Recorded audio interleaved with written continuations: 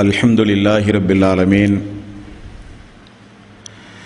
நஹ்மதுஹு வ நஸ்தஈனுஹு வ நஸ்தக்ஃபிருஹு வ நஊது பில்லாஹி மின் ஷுரூரி அன்ஃபுஸினா வ ஸய்யிஆத்தி அமாலினா மை யஹ்திஹில்லாஹு ஃபலா முضில்ல லஹு வ மை யுضலில் ஃபலா ஹாதிய லஹு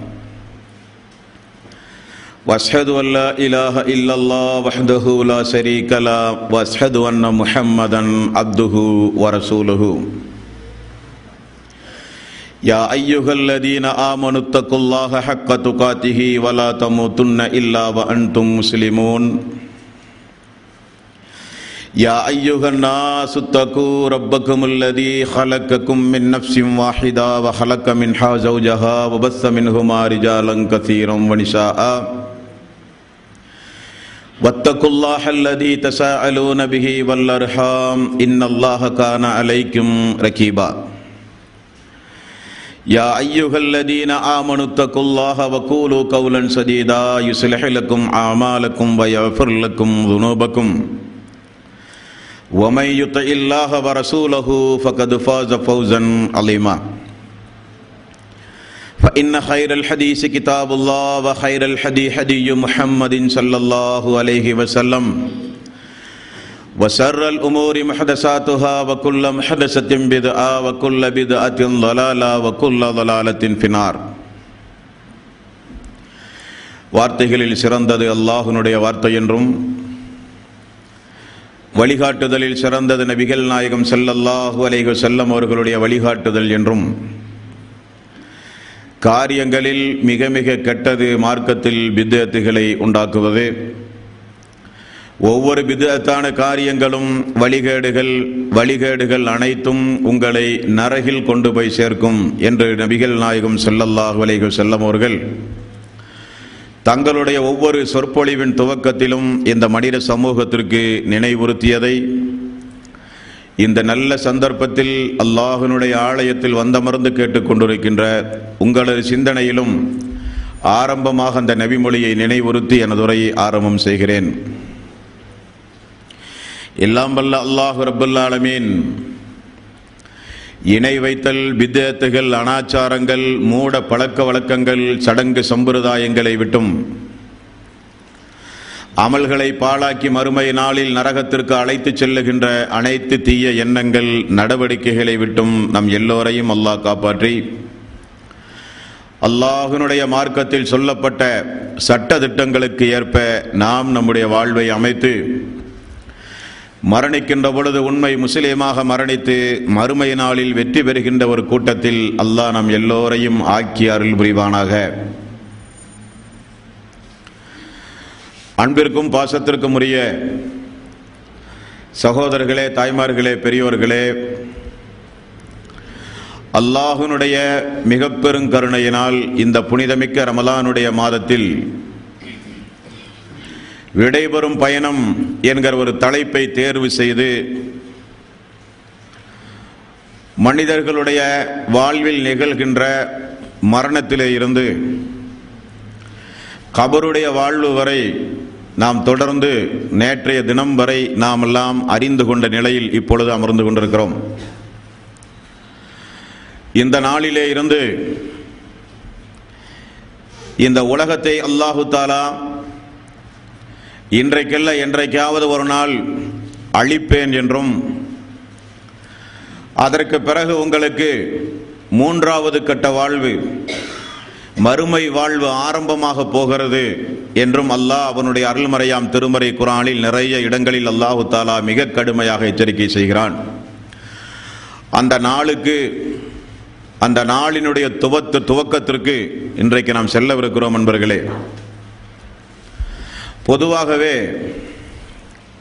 நபிகள் நாயகம் ஸல்லல்லாஹு அலைஹி வஸல்லம்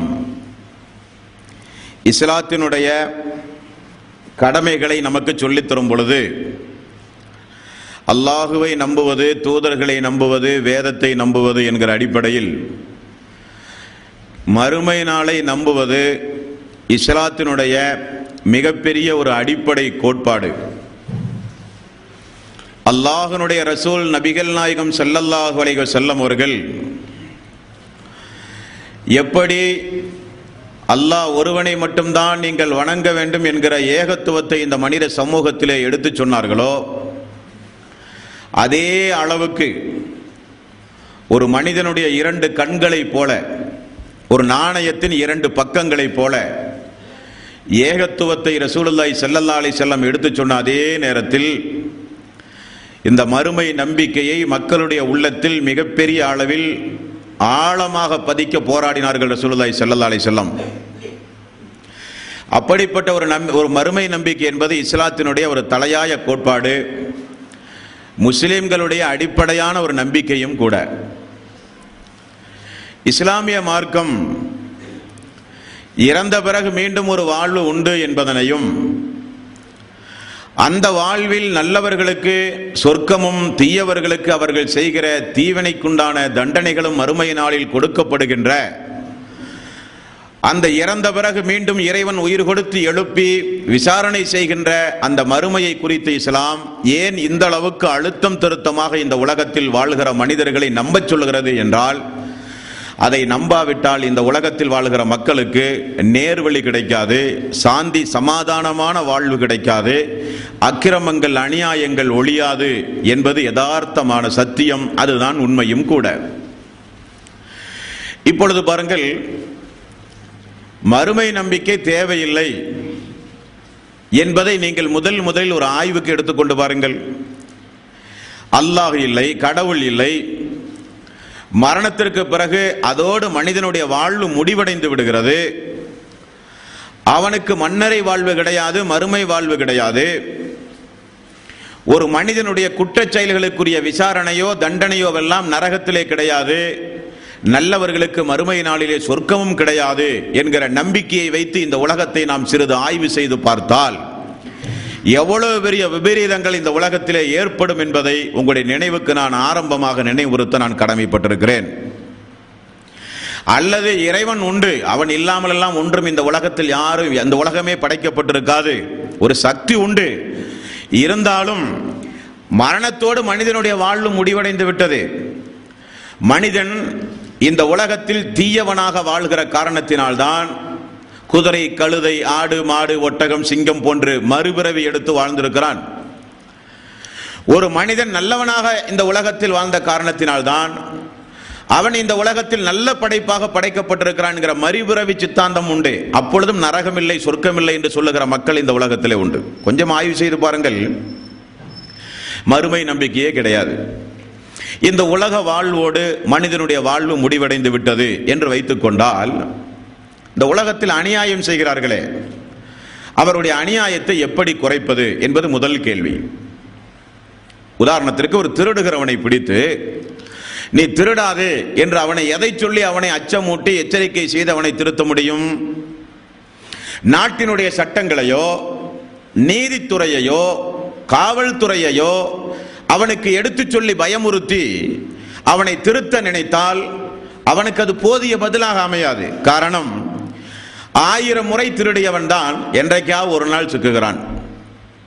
பல முறை விபச்சாரம் செய்கிறவன் தான், கற்பழிக்கிறவன் தான் என்றைக்காவது ஒரு நாள் கையும் காலுமாக பிடிக்கப்படுகிறான். அதுவரை செய்த குற்றத்திற்கு யார் பொறுப்பு? இனி ஒரு வேளை இவன் செய்கிற கொலை, கொள்ளை, திருட்டு போன்ற மாபாதகமான காரியத்தை இவன் தொடர்ந்து செய்வதாக முடிவு செய்தால் காவல்துறைகளுக்கு சிறிது லஞ்சம் கொடுத்தால் போதும். அப்படிப்பட்ட காலம் இந்த காலம். காவல்துறையை விலைக்கு வாங்கினால் அவன் நினைத்த குற்றங்களை சாதாரணமாக செய்யலாம். அப்ப காவல்துறையை வைத்து பயமுறுத்தி ஒரு மனிதனுடைய குற்றத்தை குறைக்க முடியாது. நீதித்துறையை வைத்து பயமுறுத்தினாலோ அவன் நினைத்தால் சாட்சியங்களை கலைக்கலாம், வழக்காடுவதற்கு வழக்கறிஞர்களை வைக்கலாம், பகிரங்கமான குற்றவாளிகள் எல்லாம் இல்லை என்று வாதாடுகிற அளவுக்கு நாவன்மை மிக்க வழக்கறிஞர்கள் எல்லாம் உண்டு. காசு கொடுத்து சாட்சிகளை விலைக்கு வாங்குகிற கர்ணகொடூரமானவர்கள் உண்டு.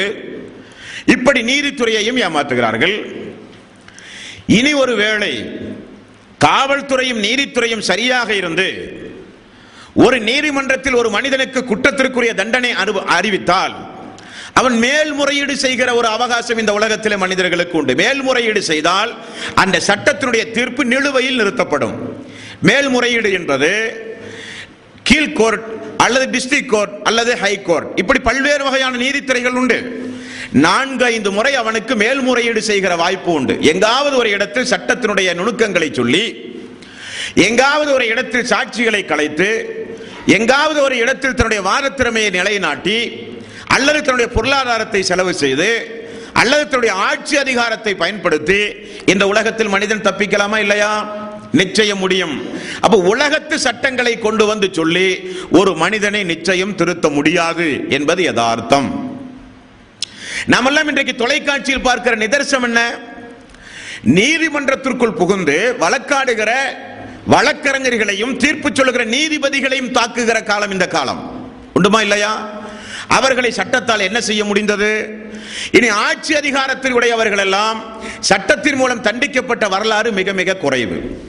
அப்போ மனிதனுடைய சட்டங்களை கொண்டு ஒரு மனிதனை திருத்த முடியுமா என்றால் சாதாரணமாக சொல்ல முடியும், மனிதனை நிச்சயம் திருத்த முடியாது.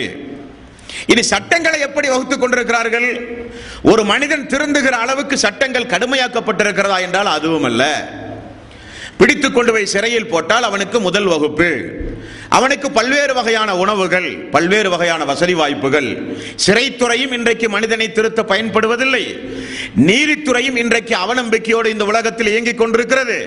சட்டத்துறையும் காவல்துறையும் நீதித்துறையும் எந்த துறையானாலும் மனிதனுடைய தவறை திருத்துவதற்கு அது பயன்பட்டிருக்கிறதா என்றால் நிச்சயம் அது பயன்படவில்லை என்பது தினசரி பத்திரிகை படிக்கிற நமக்கு நன்றாக தெரியும். எவ்வளவு அநியாயம் செய்கிறார்கள், எவ்வளவு கொலைகளை துணிச்சலாக செய்கிறார்கள், எவ்வளவு கொள்ளையடிக்கிறார்கள், எவ்வளவு பெரிய அநியாயங்களையும் எவ்வளவு பெரிய அக்கிரமமான காரியங்களையும் இன்றைக்கு துணிச்சலாக செய்வதற்கு என்ன காரணம்?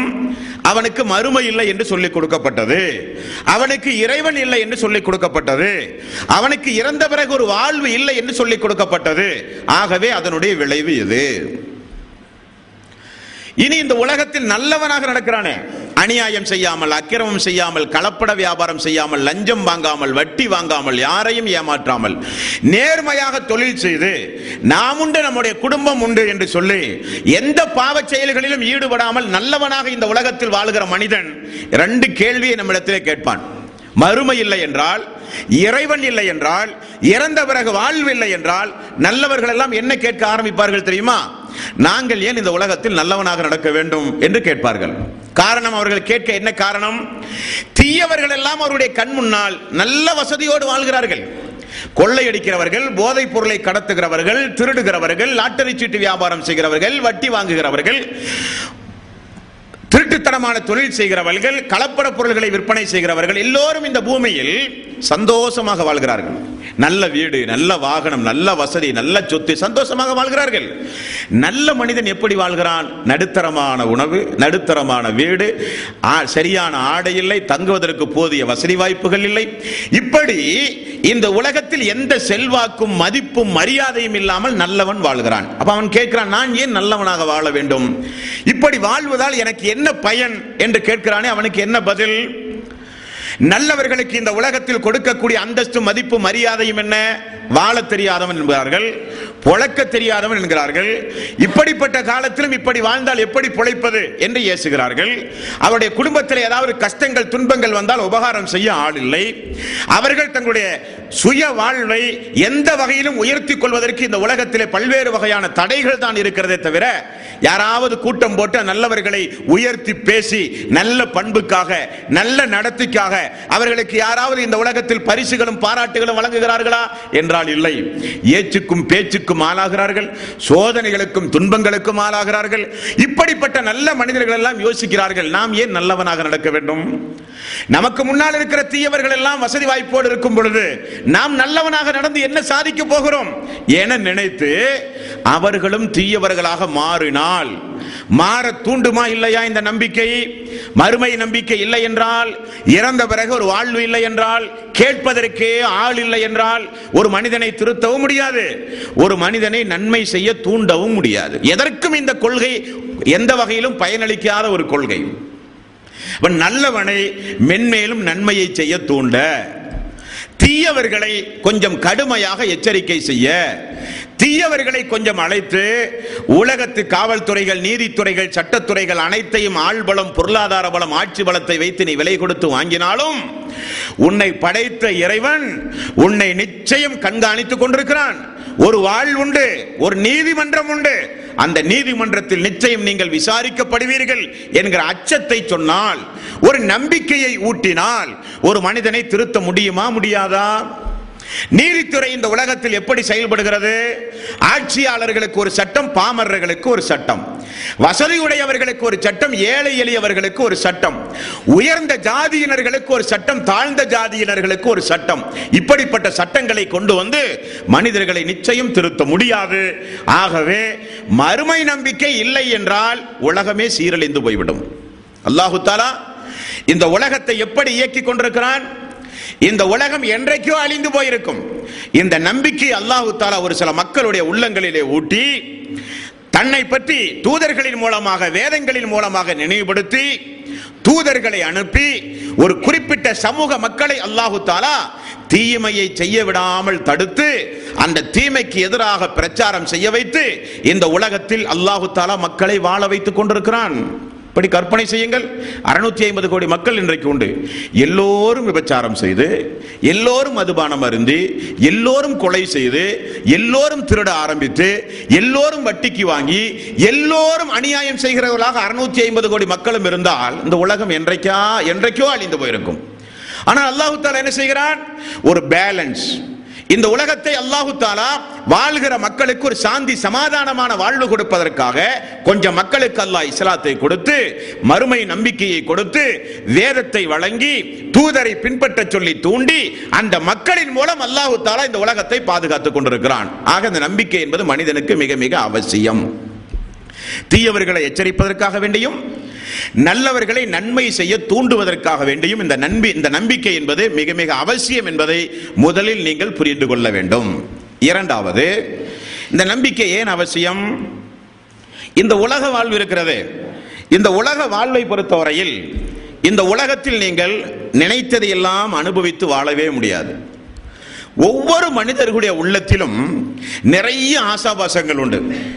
நாம் இப்படியெல்லாம் வாழ வேண்டும், இப்படியெல்லாம் மக்களை பெற்று வாழ வேண்டும், நம்முடைய மக்கள் வளர்ந்து இப்படியெல்லாம் ஆளாக வேண்டும், ஆளாவதை நாம் எல்லாம் பார்க்க வேண்டும், நமக்கு இப்படிப்பட்ட வாகனம் வேண்டும், இப்படிப்பட்ட வீடு வேண்டும், இப்படிப்பட்ட எதிர்காலம் வேண்டும் என்றெல்லாம் இந்த உலகத்தில் நிறைய மக்களுக்கு ஆசாபாசங்கள் உண்டு. உண்டுமா இல்லையா? எல்லோருக்கும் உண்டு. ஆனால் அந்த ஆசைகள் எல்லாம் இந்த உலகத்தில் நிறைவேறுகிறதா என்றால், அவரால் நிறைவேற்ற முடிகிறதா என்றால் நிச்சயம் முடியாது. காரணம், முதுமை என்கிற ஒரு பலகீனம் வந்தால் ஆசைகள் நிறைவேறுவதற்கு தடையாகிறது. நோய் வந்துவிட்டால், ஆரோக்கியத்தை ஒரு மனிதன் இழந்து விட்டால் அவன் எண்ணியது நிறைவேறாமல் போய்விடுகிறது. இனி ஆரோக்கியம் இருந்து, உடலில் ஆரோக்கியம் இருந்து, நல்ல இளமை பருவமும் இருந்தால் திடீரென மரணம் வந்தாலோ அந்த எண்ணங்கள் எல்லாம் உள்ளத்தில் தாங்கிய நிலையிலேயே அவன் மரணித்து போய்விடுகிறான். அப்ப இந்த உலகத்தை பொறுத்தவரையில் எல்லோரும் விரும்புகிறோம், நல்ல ஒரு வாழ்வு வேண்டும், நிரந்தரமான ஒரு வாழ்வு வேண்டும், மனதில் நினைத்ததை எல்லாம் செயல்படுத்துகிற ஒரு உலகம் வேண்டும், ஒரு ஆசம் வேண்டும், ஒரு வாழ்வு வேண்டும் என்று எல்லோரும் விரும்புகிறோமா இல்லையா? நிச்சயம் உண்டு. இந்த உலகத்தில் மனிதன் நினைக்கிறான், மனிதன் கண்டுபிடிக்கப்பட்ட எத்தனையோ பொருள்கள், இந்த மைக்கானாலும் குழல் விளக்கானாலும் மின்விசிறியானாலும் எந்தெந்த பொருளை எடுத்துக்கொண்டாலும் மனிதன் கண்டுபிடிக்கின்ற பொருள்கள் இந்த உலகத்தில் பலகாலம் இருக்கிறது. கண்டுபிடித்த மனிதனோ குறிப்பிட்ட நாளில் இறந்து போய் விடுகிறான். இந்த ஒரு பாரபட்சத்தை மனிதன் பார்க்கிறான். மனிதன் பார்த்து என்ன நினைக்கிறான்? நாமும் கொஞ்ச காலம் இந்த உலகத்திலே வாழ வேண்டும், மனித உள்ளங்களிலாவது குறைந்தபட்சம் வாழ வேண்டும், எல்லோரும் நம்மை நினைக்க வேண்டும். ஒரு விவசாயி என்ன நினைக்கிறார்? ஒரு நல்ல ஒரு மரத்தை ஊன்றிவிட்டாவது நாம் மரணிக்க வேண்டும். நம்முடைய மரணத்திற்கு பிறகு அந்த மரத்தில் நிழலாறுகிற அந்த மக்கள் எல்லாம் நம்மை நினைவு கூற வேண்டும், இறந்த பிறகாவது மக்களுடைய உள்ளத்திலாவது நான் உயிர் வாழ வேண்டும் என்று எண்ணுகிற நல்லுள்ளம் படைத்தவர்கள் எல்லாம் உண்டு.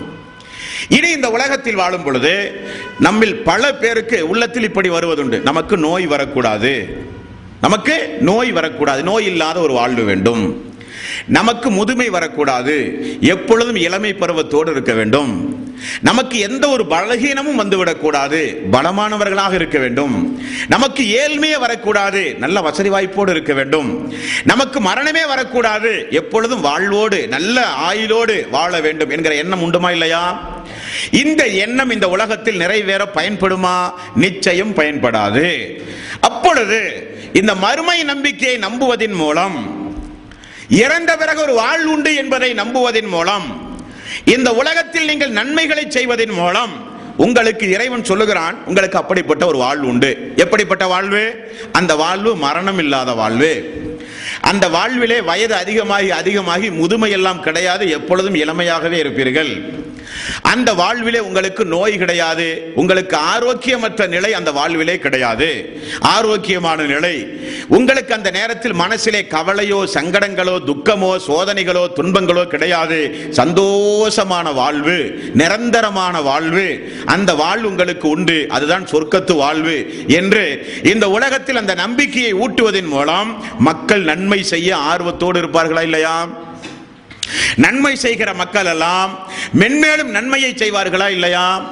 மென்மேலும் நான் நன்மை செய்கிற காரணத்தினால் உலகத்தில் என்னை மக்கள் ஏசினாலும் பேசினாலும் துன்புறுத்தினாலும் எனக்கு நிச்சயம் அந்த இறைவன் நமக்கு ஒரு நிரந்தரமான வாழ்வை தருவான் என்கிற நம்பிக்கையோடு நல்லவர்கள் மென்மேலு நன்மையை செய்வதற்காக வேண்டியும், தீயவர்கள் அநியாயக்காரர்கள் அக்கிரமக்காரர்கள் இந்த உலகத்தில் தங்களுடைய அநியாயங்களை குறைப்பதற்காக வேண்டியும் அல்லாஹு தஆலா அந்த மறுமை வாழ்வை நம்புங்கள், அது உங்களுக்கு நல்லது, அந்த வாழ்வை நீங்கள் நம்பாவிட்டால் சீரழிந்து போய் விடுவீர்கள் என்று அல்லாஹு தஆலா இந்த இஸ்லாமிய சமூகத்தின் மூலமாக, இஸ்லாத்தின் மூலமாக அல்லாஹு தஆலா வலியுறுத்தி கூறுகிறான். இது மூன்றாவது விஷயம். நான்காவது, மறுமையை ஒரு மனிதன் ஏன் நம்ப வேண்டும் என்றால், இந்த உலகத்தில் எப்படிப்பட்ட மிக கடுமையான சட்டங்களை கொண்டு வந்தாலும் குற்றத்திற்குரிய நேர்மையான தண்டனை கொடுக்க முடியுமா என்றால் மனிதனால் முடியாது என்று இஸ்லாம் சொல்லுகிறது. மனிதனால் நிச்சயம் முடியாது. எந்த மனிதனாலும் குற்றத்திற்குரிய தண்டனை அளவுக்கு அவனுக்கு தண்டனை கொடுக்க முடியுமா என்றால், குற்ற அளவுக்கு தண்டனை கொடுக்க முடியுமா என்றால் நிச்சயம் முடியாது. உதாரணத்திற்கு, ஆரம்ப காலகட்டத்தில் எல்லாம் விஞ்ஞானம் வளர்ச்சி அடையாத காலம், அறிவியல் முன்னேறாத காலம், அந்த காலத்திலெல்லாம் மனிதனுக்கு கோபம் வந்தால் அதிகபட்சம் என்ன செய்வான்? ஒரு கம்பை எடுத்தோ ஒரு கத்தியை எடுத்தோ ஒரு மனிதனை குத்தி கொலை செய்வான், அவ்வளவுதான். ஒரு உயிரைத்தான் ஆரம்ப காலகட்டத்திலெல்லாம் பறிக்க முடியும். போர் போன்ற கலகங்கள் போன்ற பெரிய பெரிய சம்பவங்கள் நடக்கும் பொழுது பல உயிர்கள் பல சேதங்கள் ஏற்படலாம். ஆயுதத்தின் மூலம் மனிதன் கொஞ்சம் வளர்ச்சி அடைந்தான், கை துப்பாக்கியை கண்டுபிடித்தான். இன்னும் கொஞ்சம் வளர்ச்சி அடைந்தான், மிஷின் துப்பாக்கியை கண்டுபிடித்தான். இன்னும் கொஞ்சம் வளர்ச்சி அடைந்தான், அணுகுண்டுகளை கண்டுபிடித்தான். இன்னும் கொஞ்சம் வளர்ச்சி அடைந்தான், அணு ஆயுதங்களை கொண்டு தாக்குகிறான். ஜப்பானில் இருக்கிற ஹிரோஷிமா நாகசாகி போன்ற இடங்களில் குண்டுகளை கொண்டு போய் பொழிந்து பல ஆண்டுகள் அங்கே புற்பூண்டுகள் முளைவிக்காத அளவுக்கு, பிறக்கிற குழந்தைகள் எல்லாம் ஊனத்தோடு பிறக்கிற அளவுக்கு கர்ண கொடூரமானவர்கள் எல்லாம் இந்த உலகத்திலே உண்டுமா இல்லையா? உண்டு. ஒரு மனிதன் நாடு பிடித்தல் என்கிற பெயரில் எவ்வளவு மக்களை கொள்கிறான். ஒரு மனிதன் தன்னுடைய அதிகாரத்தை விரிவுபடுத்த வேண்டும் என்பதற்காக வேண்டி எவ்வளவு அநியாயங்களை செய்கிறான். ஒரு தனிப்பட்ட மனிதனால் ஒரு நாட்டு மக்களையே அழிக்க முடியும் என்கிற அளவுக்கு இன்றைக்கு விஞ்ஞானம் வளர்ந்த காலம். அப்படியானால் இந்த உலகத்தில் பார்த்து இஸ்லாம் கேட்கிறது, ஒரு மனிதனின் மூலம் ஒரு சமூகம் அழிக்கப்படுகிறது, ஒரு மனிதனின் மூலம் ஒரு ஊரே அழிக்கப்படுகிறது, ஒரு மனிதனின் மூலம் ஒரு நாடு இல்லாமல் ஆக்கப்படுகிறது என்றால் அவனுக்கு அதிகபட்ச தண்டனை என்ன? பிடித்து தூக்கிலே போடுவார்கள், அவ்வளவுதானே.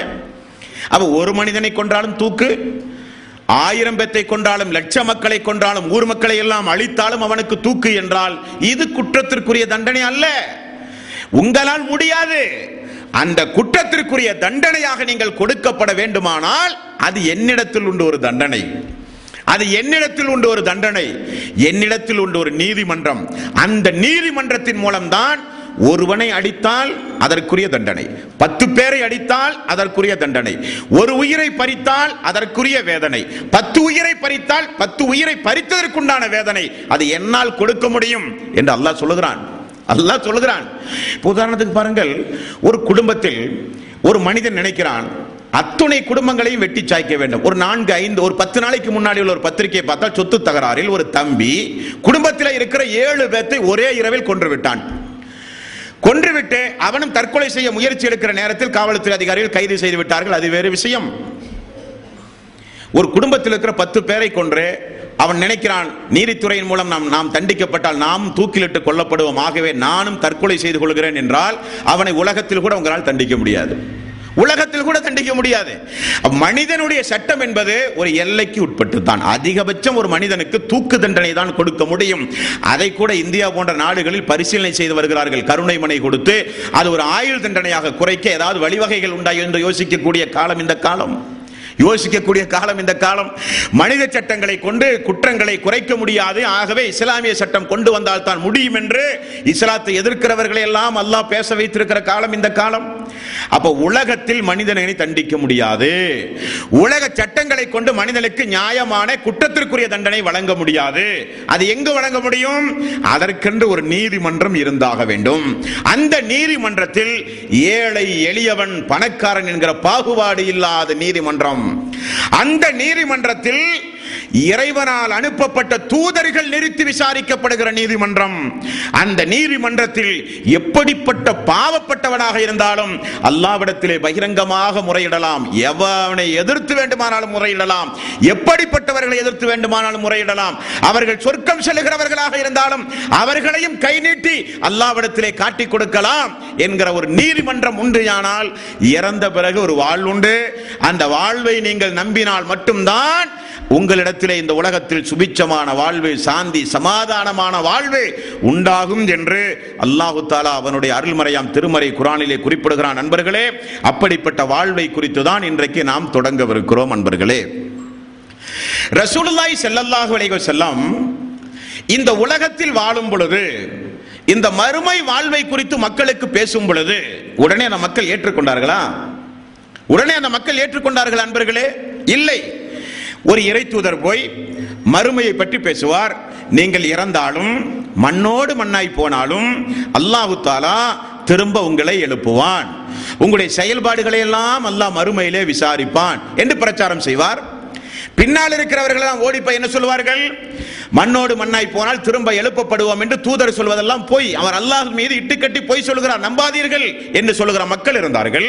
அல்லாஹ் திருக்குர்ஆனில் 23வது அத்தியாயத்தின் 35, 36 வசனங்களை பாருங்கள். தூதர்கள் மறுமை நம்பிக்கையை மக்கள் மத்தியிலே ஊட்டும் பொழுது அந்த மக்கள் உடனடியாக எல்லாம் ஏற்றுக்கொள்ளவே இல்லை. பல அத்தாட்சிகளை பார்த்து பல்வேறு வாதங்கள் நடத்தி பல விளக்கங்களை பெற்ற பிறகுதான் அந்த மக்கள் அந்த மறுமை நம்பிக்கைக்கு தயாராகி இருக்கிறார்கள். எல்லாம் நினைக்கிறார்கள் இன்றைக்கு அதெல்லாம் ஒரு முற்போக்கு சிந்தனை, ஏதோ இஸ்லாமியர்கள் மக்களை பயமுறுத்துவதற்காக வேண்டி ஒரு தத்துவத்தை சொல்கிறார்கள் என்றெல்லாம் பேசுவார்கள். பேசுகிற உரிமை உங்களுக்கு உண்டு. ஆனால் அந்த நாள் வரும். அந்த நாளில் அல்லாஹு தஆலா கேட்பேன் என்று சொல்லுகிற அத்தியாயத்தின் வசனங்களை இன்ற நாளில் உங்களுக்கு நான் நினைவுபடுத்துகிறேன். மனிதன் ஒப்புக்கொள்வான், இறைவா உண்டு, அந்த நாள் உண்டு, இந்த நாள் உண்டு என்பதை நான் ஒத்துக்கொள்கிறேன் என்று மனிதன் ஒத்துக்கொள்கிற ஒரு நிலை உண்டு. அவன் ஒத்துக்கொள்கிற பொழுது அது அவனுக்கு பயனளிக்காத நிலை. அதுதான் வருத்தம். பயனளிக்க வேண்டுமானால் உலகத்தில் அந்த நம்பிக்கையை ஏற்றுக்கொள்ள வேண்டும், உலகத்தில் அந்த நம்பிக்கையை விசுவாசிக்க வேண்டும், உலகத்தில் அதற்கேற்றவாறு நடக்க வேண்டும் என்பது இந்த உரையினுடைய சாராம்சம்.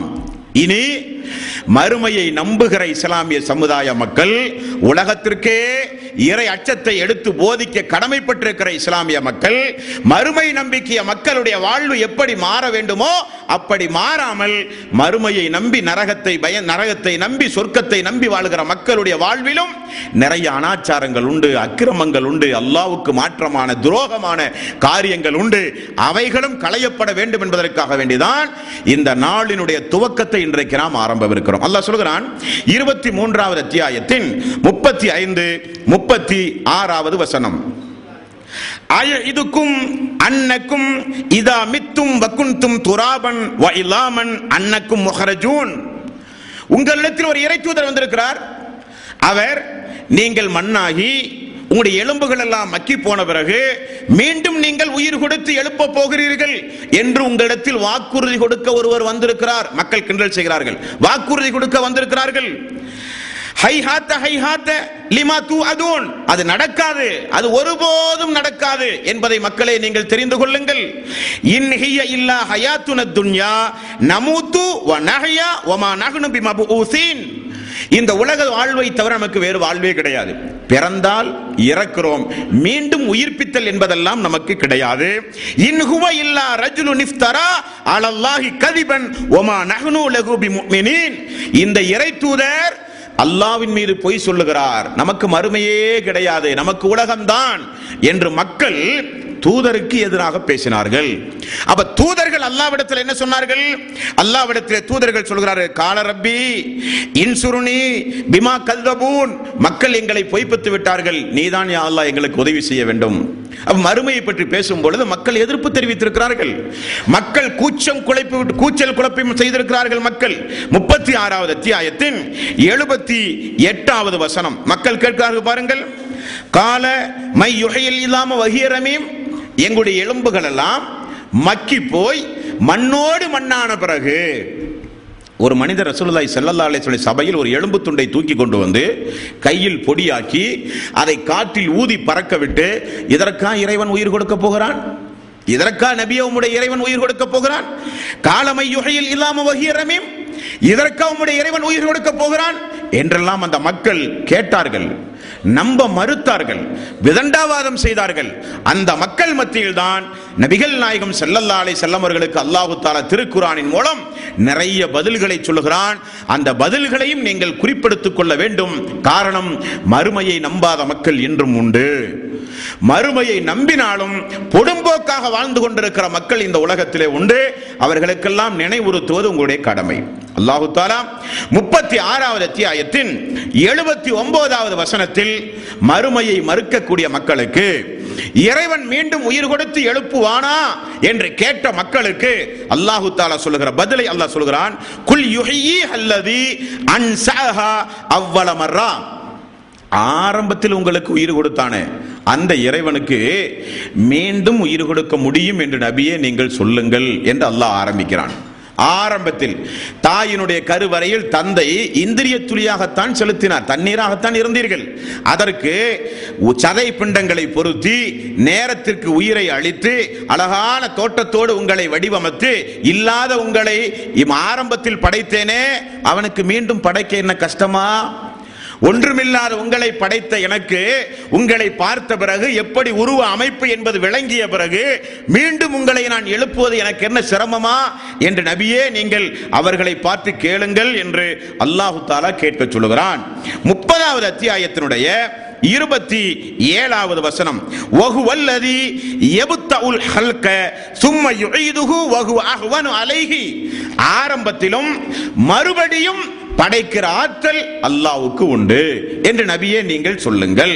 22வது அத்தியாயத்தின் 6வது வசனம், ذَلِكَ بِأَنَّ اللَّهَ هُوَ الْحَقُّ, நிச்சயமாக அல்லாஹ் என்பவன் அவன் ஒருவன் தான் என்பது உண்மைதான். وَأَنَّهُ يُحْيِي الْمَوْتَى وَأَنَّهُ عَلَى كُلِّ شَيْءٍ قَدِيرٌ, நிச்சயமாக நீங்கள் மரணித்தால் அவன்தான் உங்களை உயிர்ப்பிப்பான், அதில் எந்த சந்தேகம் உங்களுக்கு வேண்டாம். அவன்தான் உயிர்ப்பிப்பான், மரணிக்க செய்வதும் அவன்தான், மீண்டும் உங்களை உயிர் பெறச் செய்வதும் அவன்தான் என்றும் அல்லாஹ் தஆலா அந்த வசனத்திலே சொல்லுகிறான். 75வது அத்தியாயத்தின் 1 முதல் 4 வரை உள்ள வசனம், இந்த வசனத்திலே பாருங்கள் அல்லாஹ் தஆலா சத்தியமிட்டு சொல்கிறான். என்ன சொல்கிறான்? லா உக்ஸிமு யௌமல் கியாமா, லா உக்ஸிமு யௌமில் கியாமா, மறுமை நாளின் மீது சத்தியம் செய்கிறேன். வலா உக்ஸிமு பின் நஃப்ஸில் லவ்வாமா, நீந்திக் கொண்டிருக்கும் ஆன்மாவின் மீது சத்தியமாக சொல்கிறேன். அயஸபுல் இன்சானு அல்லன் நஜ்மா இலாமா, மனிதன் மண்ணோடு மண்ணாய் போன பிறகு அவனை நான் ஒன்று சேர்க்க மாட்டேன் என்று அவன் எண்ணிக்கொண்டானா? பலா காதிரீன அலா அன் நுஸவ்விய பனானா, விரல் நுனிகள் முதற்கொண்டு நான் அவர்களை மீண்டும் நான் தயாரிப்பேன். எனக்கு அது ஒன்று பெரிய சிரமமே அல்ல. விரல் நுனிகள் இருக்கிறதே, கைரேகை, அது முதற்கொண்டு அவனுக்குரியதாகவே அவனை நான் மீண்டும் எழுப்புவேன் என்று அல்லாஹ் தஆலா அவனுடைய அருள்மறையாம் திருமறை குர்ஆனிலே சொல்கிறான். ஆக இப்படிப்பட்ட வாத பிரதிவாதங்கள் எல்லாம் அன்றைய கால மக்கள் மத்தியிலே நடந்தது. அல்லாஹ் தஆலா பதில் சொன்னான். பதில் சொன்ன மக்கள் ஏற்றுக்கொண்டவர்களும் உண்டு, நிராகரித்த மக்களும் உண்டு. அதற்கு பிறகுதான் அல்லாஹு தஆலா திருக்குர்ஆனில் நிறைய அத்தியாயங்களை இறக்கி அந்த நாளை குறித்து அல்லாஹு தஆலா அச்சமூட்டி எச்சரிக்கை செய்கிறான். இந்த மனித சமூகத்திற்கு, இறந்தால் மீண்டும் உயிர்ப்பித்து நான் எழுப்புவேன், மண்ணோடு மண்ணாகி போனாலும் உங்களை எழுப்புவதற்கு எனக்கு எந்த சிரமமும் அல்ல, கஷ்டமும் அல்ல என்றெல்லாம் அல்லாஹு தஆலா இந்த மனித சமூகத்தில் இருக்கிற தூதர்களின் மூலமாக அல்லாஹு தஆலா மக்களுக்கு விளக்கி இருக்கிறான் என்று ஆயத்துகளிலே பார்க்கிறோம். அல்லாஹ் சொல்கிறான் பாருங்கள் அந்த நாளை குறித்து. 10வது அத்தியாயத்தினுடைய 53வது வசனம், இந்த வசனத்தில் அல்லாஹ் சொல்கிறான், வயஸ்தன்பிஊனக அஹக்குன் ஹுவ, அந்த நாள் உண்மையா என்று நபியே உம்மிடத்தில் அவர்கள் கேட்கிறார்கள். எந்த நாள்? மறுமை நாள். மறுமை நாள் உண்மையா என்று நபியே அவர்கள் உம்மிடத்தில் கேட்கிறார்கள். குல் ஈ வரபின்னஹு லஹக்குன், அது நிச்சயம் அல்லாஹ்வின் மீது சத்தியமாக அந்த நாள் உண்மைதான் என்று நபியே நீங்கள் அவர்களுக்கு சொல்லுங்கள். 22வது அத்தியாயத்தின் 7வது வசனம். இந்த வசனத்தில் அல்லாஹு தஆலா அந்த மறுமை நம்பிக்கையை குறித்து, அந்த நாள் நிச்சயமாக வரும், அந்த நாளில் உங்களுக்கு எந்த சந்தேகமும் வேண்டாம் என்று அல்லாஹு தஆலா சொல்கிறான். 22வது அத்தியாயத்தினுடைய 7வது வசனம். வ அன்ன ஸாஅத ஆத்தியத்துல் லா ரைப ஃபீஹா வ அன்னல்லாஹ யபஸு மன் ஃபில் குபூர், அந்த நாள் நிச்சயமாக வரும், அந்த நாளில் எந்த சந்தேகம் உங்களுக்கு வேண்டாம். அந்த நாளில் மண்ணறையில் புதையுண்டு போன எல்லா மனிதர்களையும் நான் மீண்டும் உயிர் கொடுத்து எழுப்புவேன் என்று அல்லாஹு தஆலா 22வது அத்தியாயத்தின் 7வது வசனத்தில் அல்லாஹு தஆலா சொல்கிறான். ஆகவே 23வது அத்தியாயத்தின் 74வது வசனத்தில் சொல்கிறான், வ இன்னல் லதீன லா யுமினூன பில் ஆகிரதி அனி ஸிராத்தி லனாகிபூன், யார் ஒருவர் அந்த மறுமையை நம்புகிறாரோ அவர் நேர்வழி வருவார். மறுமையை யார் நம்பவில்லையோ அவர்கள் ஒரு காலம் நேர்வழியிலே நடக்க முடியாது. அவர்கள் பாத்திலான வழிகட்ட வாழ்வில்தான் அவர்கள் இந்த உலகத்தில் அனுபவிக்க முடியும். நேரான பாதையில் அவர்களால் வாழ முடியாது, சாந்தி சமாதானத்தோடு வாழ முடியாது. அப்படி வாழ வேண்டுமானால் மறுமையை நீங்கள் நம்பியாக வேண்டும் என்று அல்லாஹு தஆலா திருக்குர்ஆனிலே சொன்ன பிறகுதான் சொல்லுகிறான். 2வது அத்தியாயத்தின் 281வது வசனத்தில் வத்தகு யௌமன் துர்ஜஊன ஃபீஹி இலல்லாஹ், ஆகவே நீங்கள் அந்த நாளை பயந்து கொள்ளுங்கள், எல்லோரும் என்னிடத்தில் தான் வரப்போகிறீர்கள் என்று அல்லாஹு தஆலா சொல்கிறான். வத்தகு யௌமன் துர்ஜஊன ஃபீஹி இலல்லாஹ் சும்ம துவஃபா குல்லு நஃப்ஸின் மா கஸபத் வஹும் லா யுظلمون, அப்படி என்னிடத்தில் நீங்கள் வந்து சேர்ந்த பிறகு ஒவ்வொரு ஆத்மாவும் அது சம்பாதித்ததை பூரணமாக வழங்கப்படும். எந்த அநியாயம் அவர்களுக்கு அன்றைய தினம் செய்யப்பட மாட்டாது என்று அல்லாஹ் சொல்கிறானே. அந்த நாளை நம்புவதன் மூலம் நம்முடைய வாழ்வில் சுபீட்சம் உண்டே தவிர நம்முடைய வாழ்வில் எந்த வகையான பாவம் நிச்சயமாக இருக்காது, வழிகேடுகளும் இருக்காது. அந்த வாழ்வை நம்புவதன் மூலம் நமக்கு இம்மை மறுமை வாழ்வு சிறப்பாகத்தான் அமையும் என்பதை முதற்கட்டமாக நம்முடைய சிந்தனையிலே நாம் பதிவு செய்து கொள்ள வேண்டும். அல்லாஹு தஆலா இனி அந்த நாளை குறித்து சொல்கிறான். அந்த நாள் நிச்சயமாக உண்டு என்றான். நாளை நம்பியவர்கள் நேர்வழி பெற்றவர்கள் என்கிறான். அந்த நாள் சத்தியமாக வரும் என்கிறான். அந்த நாளில் எந்த சந்தேகம் வேண்டாம். அந்த நாள் வந்தால் மண்ணறையில் இருக்கிறவங்களை எல்லாம் மீண்டும் நான் உயிர் கொடுத்து எழுப்புவேன் என்கிறான். உயிர் கொடுத்து எழுப்புவதற்கு எனக்கு எந்த சிரமமும் அல்ல என்கிறான். மண்ணோடு மண்ணாய் போனாலும் எலும்புகள் மக்கி போனாலும் ஆரம்பத்தில் படைத்த உங்களை திரும்ப படைப்பது எனக்கு சிரமம் இல்லை என்கிறான். இப்படியெல்லாம் சொல்லி அல்லாஹு தஆலா திரும்ப அந்த நாளை குறித்து ஆரம்பிக்கிறான். திருக்குர்ஆன் வசனங்களை நீங்கள் கூர்ந்து கவனிக்க வேண்டும். படிக்கிறவர்களெல்லாம் ராத்திரி தூங்கவே முடியாது. அப்படிப்பட்ட அதிபயங்கரமான அச்சமூட்டி எச்சரிக்கை செய்கின்ற வசனங்கள் எல்லாம் அல்லாஹு தஆலா திருக்குர்ஆனிலே நமக்கு இறக்கி இருக்கிறான். காது கொடுத்து கேளுங்கள் நண்பர்களே. 21வது அத்தியாயத்தின் 1வது வசனம் அல்லாஹ் சொல்கிறான், இக்தரப லின்னாஸி ஹிசாபுஹும் இக்தரப லின்னாஸி ஹிசாபுஹும் வஹும் ஃபீ அஃப்லத்தின் முரிதூன், மனிதனுக்குரிய விசாரணை காலம் நெருங்கிவிட்டது, ஆனால் மக்கள் ரொம்ப அசால்ட்டா இருக்கிறாங்க. மக்கள் ரொம்ப பாராமுகமாக இருக்கிறார்கள், ஆனால் அது ரொம்ப நெருங்கி விட்டது, அது மிக சமீபத்தில் இருக்கிறது. அந்த விசாரணைக்குரிய நாளை நான் மிக மிக நெருக்கமாக வைத்திருக்கிறேன், ஆனால் மக்கள் ரொம்ப பொடும்போக்காக இருக்கிறார்கள் அந்த நாளை குறித்து என்று அல்லாஹு தஆலா எச்சரிக்கிறான். ஆரம்பமாக அல்லாஹு தஆலா ஆரம்பத்தில் எல்லாம் ஒவ்வொரு சமூகத்திற்கு தூதரை அனுப்பி அனுப்பி வந்தான். முஹம்மது நபி ஸல்லல்லாஹு அலைஹி வஸல்லம் அவர்களை மக்காவில் பிறக்க செய்து தூதராக தேர்வு செய்து இறுதி வேதத்தை கொடுத்து சொன்னான், இனி தூதர் கிடையாது, வேதம் கிடையாது, இனி உலக அழிவுதான், இனி உங்களுக்கு தூதர் வரவே மாட்டார், வேதம் வழங்கப்படாது, நிறுத்திவிட்டான் அல்லாஹு தஆலா தூதர்களுடைய வருகையை. அதை அல்லாஹ் சொல்கிறான், இக்தரப லின்னாஸி ஹிசாபுஹும், மனிதர்களுடைய விசாரணை காலம் நெருங்கிவிட்டது, வஹும் ஃபீ அஃப்லத்தின் முஅலிலூன், மனிதர்கள் பாராமுகமாக இருக்கிறார்கள் என்று அல்லாஹ் சொல்கிறான். 78வது அத்தியாயத்தின் ஆரம்ப வசனங்களை தொடர்ந்து நீங்கள் பார்த்தால் அல்லாஹ் சொல்கிறான், அம்மா யத்தஸாஅலூன், எதை பற்றி ஒருவருக்கொருவர் கேட்டுக்கொண்டார்களோ, அனின் நபஇல் அலீம், மகத்தான அந்த செய்தியை பற்றி, மகத்தான அந்த நாளை பற்றி யார் யாரிடத்திலெல்லாம் கேட்டுக்கொண்டார்களோ அல்லாஹ் சொல்கிறான், அல்லதீ ஹும் ஃபீஹி முஹ்தலிஃபூன், எதை பற்றி அவர்கள் சந்தேகம் எல்லாம் கொண்டிருந்தார்களோ கல்லா சயலமூன், அதை அவர்கள் நிச்சயம் விரைவில் தெரிந்து கொள்வார்கள்.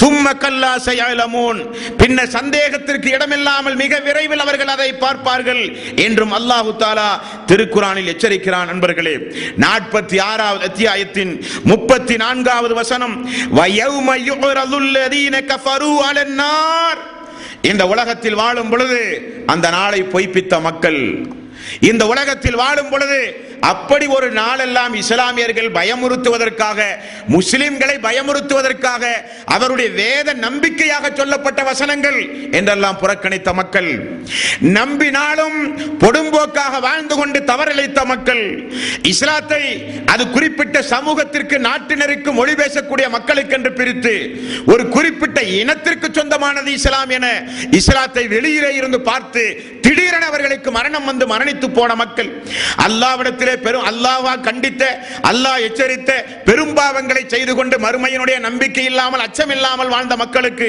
அல்லாஹ் தஆலா சொல்கிறான், வயௌம யுரதுல் லதீன கஃபரு அலன்னார், நரகத்திற்கு முன்னால் இறை நிராகரிப்பாளர்களை கொண்டு போய் நிறுத்தி அல்லாஹ் கேட்பான், அலைஸ ஹாதா பில் ஹக், அலைஸ ஹாதா பில் ஹக், இப்பொழுது இது உண்மையா? இந்த நாள் உண்மையா? இந்த நாளை குறித்து அச்சமூட்டி எச்சரிக்கை செய்தார்களே உலகத்தில், அது உண்மையா என்று அல்லாஹ் கேட்பான். காலு பலா வ ரப்பினா, காலு பலா வ ரப்பினா, அவர்கள் சொல்லுவார்கள், அல்லாஹ்வே உன் மீது சத்தியமாக சொல்லுகிறோம், அந்த நாள் உண்மைதான், நாங்கள் பார்த்து விட்டோம், உண்மைதான். நம்புவது பயனளிக்காத ஒரு இடத்திலே போய் மனிதன் நம்புகிறான். நம்பிக்கை பலனே அளிக்காது. மறுமை நாளில் கூப்பாடு போட்டாலும் அல்லாஹ் ஒத்துக்கொள்ள மாட்டான், கதறி அழுதாலும் அல்லாஹ் ஒத்துக்கொள்ள மாட்டான், அல்லாஹ்வே எல்லாம் பார்த்துட்டு எனக்கு கொஞ்சம் அவகாசம் தா என்றாலும் அல்லாஹ் ஒத்துக்கொள்ள மாட்டான். மறுமையை பொறுத்தவரை அவன் கேட்கிற ஒரே கேள்வி, உலகத்தில் உனக்கு இதெல்லாம் சொல்லப்பட்டதா இல்லை? அதான் அவனுடைய கேள்வி. உலகத்தில் உனக்கு நினைவுறுத்தப்பட்டதா? அதுதான் கேள்வி. அல்லாஹு தஆலா எவ்வளவு அற்புதமான ஒரு ஆயத்து பார்த்தீங்களா? 46ல் 34வது வசனம், 46ல் 34வது வசனம், மறுமையில் அப்படி நரகத்திற்கு முன்னால் கொண்டு போய் நிப்பாட்டி அல்லாஹ் கேட்கிறான், அலைஸ ஹாதா பில் ஹக், இப்பொழுது உண்மை என்று உனக்கு தெரிகிறதா மறுமை?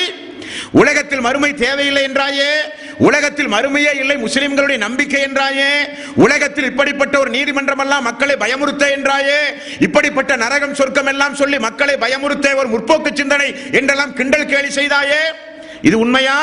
காலு பலா ரப்பினா, காலு பலா வ ரப்பினா, உண்மையை சத்தியமாக சொல்கிறோம், நிச்சயமாக நாங்கள் பார்த்து விட்டோம், அது உண்மை. உடனே அல்லாஹ் சொல்கிறான், கால ஃபதூக்குல் அதாப பிமா குன்தும் தக்ஃபுரூன், அவனுக்கு கடுமையான வேதனையை அவனை அனுபவிக்க நரகத்தில் அவனை தூக்கி வீசுங்கள் என்று அல்லாஹ் சொல்லுவதற்கு முன்னதாக அந்த நாளை நம்பி நாம் நம்முடைய வாழ்வை சீர்படுத்திக் கொள்ள வேண்டும். இனி இந்த மறுமையை கிண்டல் செய்கிறார்களா இல்லையா? மறுமையை கேலி செய்வது, மறுமையை கிண்டல் செய்வது, மறுமை குறித்து நம்முடைய அறிவை கொண்டு தேவையில்லாத கேள்விகளை கேட்டு அதன் மூலம் மக்களுடைய உள்ளத்திலே வசுவாசை உண்டாக்கி மறுமையை குறித்த அவநம்பிக்கைகளை ஏற்படுத்துகிற ஃப்ரெண்ட்ஷிப்பை வைத்துக் கொள்ளக்கூடாது. அப்படிப்பட்ட நண்பர்களோடு நட்பு வைக்க இஸ்லாம் தடை சொல்லுகிறது. என்ன காரணம் தெரியுமா? ஒரு வசனத்தை பாருங்கள். 37வது அத்தியாயத்தின் 51 முதல் 57 வரை உள்ள வசனம். 2 நண்பர்கள் சொர்க்கத்தில் உரையாடுகிற ஒரு சம்பவம். சொர்க்கத்தில் உரையாடுகிற ஒரு சம்பவம். இந்த வசனத்தை பாக்கெட்ல எழுதி வச்சுக்கணும். வழிகட்டு போன மக்களோடு, அல்லாஹ்வை குறித்து தர்க்கம் செய்கிற மக்களோடு, மறுமையை குறித்து கிண்டல் செயலி செய்கிற மக்களோடு, நரகம் குறித்து பேசும் பொழுது பயமில்லாத மக்களோடு, சொர்க்கம் பற்றி பேசும் பொழுது கிண்டலாக கேலியாக சிரிக்கிற மக்களோடு பழகுகிற அன்பர்கள் குறிக்கி வைக்க வேண்டிய வசனம். அப்படிப்பட்ட மக்களுக்கு எடுத்து சொல்ல வேண்டிய வசனமும் கூட. சொர்க்கத்தில் அப்படியே மக்கள் எல்லாம் சந்தோஷமாக இருக்கும் பொழுது சொர்க்கவாசிகளுக்கு மத்தியிலே உரையாடல் நடக்கும். நீ எப்படி இருந்தாய், உலகத்தில் எப்படி எல்லாம் இபாதத் செய்தாய், உன் குடும்பம் என்ன, இப்படி எல்லாம் பேச்சுக்கள் நடக்கும். ஒரு இறை விசுவாசி சொல்லுவார், எனக்கு உலகத்திலே ஒரு நண்பன் இருந்தான், அவன் எப்பொழுது பார்த்தாலும் என்னிடத்தில் இறந்த பிறகு மீண்டும் உயிர் கொடுத்து எழுப்பப்படுவதை நம்புகிறாயா இன்னும் என்று என்னிடத்திலே கேட்டுக்கொண்டே இருந்தான். இறந்த பிறகு மீண்டும் உயிர் கொடுத்து எழுப்பி நம்முடைய நன்மை தீமைகளுக்கு நரகம் சொர்க்கமா, அதை இன்னுமா நீ நம்புகிறாய் என்றெல்லாம் என்னிடத்திலே கேட்டுக்கொண்டிருந்தான்.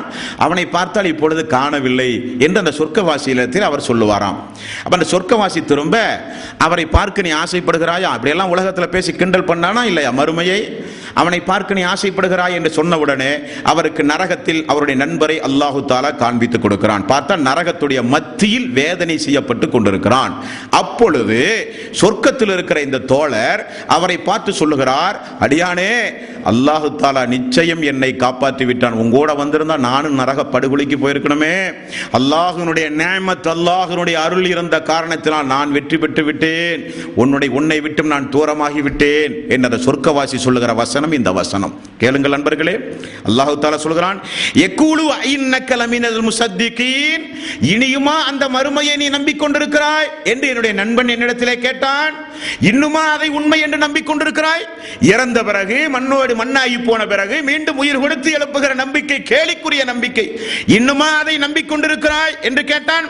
ஐதா மித்னா வகுன்னா துராபன் வைலாமன் ஐன்னா லமதீனூன், எலும்புகள் மக்கி மண்ணோடு மண்ணாகி போன பிறகு மீண்டும் உயிர் கொடுத்து எழுப்புவதா? ஆச்சரியமாக இல்லையா என்று என்னிடத்திலே ஒரு நண்பன் கேட்டான். அப்பொழுது அவருக்கு சொல்லப்படும், ஹால ஹல் அன்தும் முத்தலிஊன், அவரை நீங்கள் இப்பொழுது பார்க்க விரும்புகிறீர்களா? உடனே இவர் சொல்லுவார், ஃபத்தலஅ ஃபரஆஹு ஃபீ ஸவாஇல் ஜஹீம், ஆம் பார்க்க விரும்புகிறேன் என்று சொன்ன பொழுது அவருக்கு காண்பிக்கப்படும், அவர் நரகத்தினுடைய நடு மத்தியில் வேதனை செய்யப்பட்டு கொண்டிருக்கிறார். அப்பொழுது இவர் சொல்லுகிறார், காலத்தல்லாஹி இன் கிருத்தல துர்தீன், அல்லாஹ்வின் மீது சத்தியமாக சொல்கிறேன், அல்லாஹு தாலா என்னை உன்னிடமிருந்து காப்பாற்றினான். அல்லாஹு தாலா நானும் இந்த நம்பிக்கையில் மறுமையை கேலி கிண்டல் செய்திருந்தால் உன்னோடு நானும் வேதனை அனுபவித்திருப்பேன். அல்லாஹ் என்னை காப்பாற்றினான். எப்படி காப்பாற்றினான் தெரியுமா? வலௌலா நிஅமத்து ரப்பி லகுன்து மினல் முஹ்லரீன், என்னுடைய ரப்புடைய அருள் மட்டும் எனக்கு இல்லாமல் இருந்தால் நானும் உன்னோடு சேர்ந்த நரகத்தை அனுபவிக்க வேண்டிய சூழ்நிலை ஏற்பட்டிருக்கும் என்று அந்த சொர்க்கவாசி சொல்லுகிற சம்பவத்தையும் அல்லாஹு தாலா நமக்கு இங்கே நினைவுபடுத்துகிறான். நண்பர்களே, ஆகவே மறுமை என்பது மனித வாழ்வுக்கு தேவையானது. மறுமை நம்பிக்கை என்பது நம்முடைய எல்லா ஆசாபாசங்களும் பூர்த்தி அடைந்து வாழ்கிற ஒரு வாழ்வு. மறுமை நம்பிக்கை என்பது தீயவர்களை கடுமையாக அச்சமூட்டி எச்சரிக்கை செய்கிற நம்பிக்கை. மறுமை நம்பிக்கை என்பதுதான் குற்றத்திற்குரிய சரியான அளவு தண்டனையை கொடுக்கக்கூடிய நீதிமன்றத்தினுடைய நம்பிக்கை மறுமை நம்பிக்கை. மறுமை நம்பிக்கை தான் மரணம் இல்லாத, முதுமை இல்லாத, பலகீனம் இல்லாத, நோய் இல்லாத ஒரு வாழ்வை பெற்று தருகிற நம்பிக்கை மறுமை நம்பிக்கை. மறுமை நம்பிக்கை தான் நல்லவர்களை எல்லாம் நன்மையை செய்ய தூண்டுகிற நம்பிக்கை. ஆகவே அந்த நம்பிக்கை நமக்கு அவசியம். நம்முடைய வாழ்வினுடைய அடிப்படை கல்வியாகவே நாம் நம்முடைய சிறு பிள்ளையில் இருக்கிற நம்முடைய மக்களுக்கு, நம்முடைய தாய்க்கு, நம்முடைய தந்தைக்கு, நம்முடைய பிள்ளைகளுக்கெல்லாம் அந்த மறுமை நம்பிக்கையில் உறுதிமிக்க நம்பிக்கை உடையவர்களாக நாம் இருந்து, இந்த உலகம் என்பது அற்பமானது, இந்த உலகம் என்பது நிரந்தரமானதல்ல, நமக்கு நிரந்தரமான ஒரு வாழ்வு தான் அந்த மறுமைக்குரிய வாழ்வு என்பதை நம்ப வேண்டும். அதை நம்புகிற ஒரு சமுதாயம் எந்த அளவுக்கு தலை சிறந்த ஒரு சமுதாயமாக வாழ்ந்து மரணித்து அல்லாஹ்வுடைய அருளுக்குரியவர்களாக மாறினார்கள் என்பதை கடந்த உரைகளில் எல்லாம் நீங்கள் கேள்விப்பட்டிருப்பீர்கள். ஆகவே மறுமை நம்பிக்கை அவசியம் அவசியம் என்பதை மீண்டும் மீண்டும் நான் உங்களுடைய கவனத்தில் பதிவு செய்து, முஸ்லிம்களாகிய நாம் உலகத்திற்கே இந்த நம்பிக்கையை போதிக்க வேண்டிய நாமே அந்த நம்பிக்கையில் அவநம்பிக்கை உடையவர்களாக இருத்தல் கூடாது. அவநம்பிக்கைக்குரியவர்களோடு நாம் பழக்கம் வைக்க கூடாது. மறுமையை கிண்டல் செய்கிற தோழர்களோடு நாம் இருந்தால் அச்சமூட்டி எச்சரிக்கை செய்து அவர்களிடமிருந்து நான் விலகிக் கொள்ள வேண்டுமே தவிர அவர்களோடு சேர்ந்து மறுமையை கிண்டல் செய்வது, கேலி செய்வது, பொடும்போக்காக இருப்பதெல்லாம் நமக்கு மறுமையில் மிகப்பெரிய நஷ்டத்தை ஈட்டு தரும் என்பதையும் நீங்கள் கவனத்தில் கொள்ள வேண்டும்.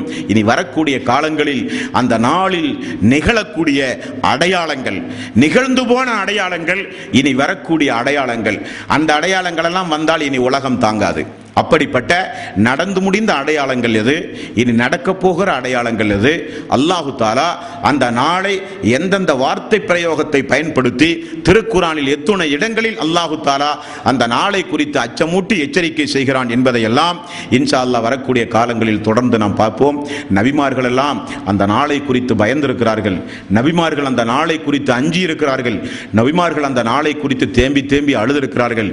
நபிமார்களுடைய உள்ளங்கள் எல்லாம் நடுநடுங்கி இருக்கிறது. அந்த நாளை குறித்து மக்கள் மத்தியிலே பிரச்சாரம் செய்யும் பொழுது இப்ராஹிம் அலைஹிஸ்ஸலாத்து வஸ்ஸலாம், அல்லாஹுவே அந்த நாளில் கேள்வி கணக்கு கேட்கப்படுகிற அந்த நாளில் என்னையும் என்னுடைய குடும்பத்தாரையும் இழிவுபடுத்தாதே, இலகுவாக விசாரணை செய், உன்னுடைய அருளும் உன்னுடைய கிருபையும் அந்த நாளில் எங்களுக்கு இருந்தாக வேண்டும் என்று இப்ராஹிம் நபி நடுநடுங்கிய நாளும் நேரமும் உண்டு. அன்பர்களே, அதை இன்ஷா அல்லாஹ் தொடர்ந்து நாம் பார்ப்போம். எல்லாம் வல்ல அல்லாஹு தஆலா நம்முடைய மரணத்திற்கு பிறகு அந்த நாளில் நல்லவர்களோடு அல்லாஹ் நம் எல்லோரையும் எழுப்பி உன்னதமானவர்களோடு அல்லாஹ் நம் எல்லோரையும் ஒன்று சேர்ப்பானாக. வ ஆகிரு தஅவானா அனில் ஹம்துலில்லாஹி ரப்பில் ஆலமீன். அஸ்ஸலாமு அலைக்கும் வரஹ்மத்துல்லாஹி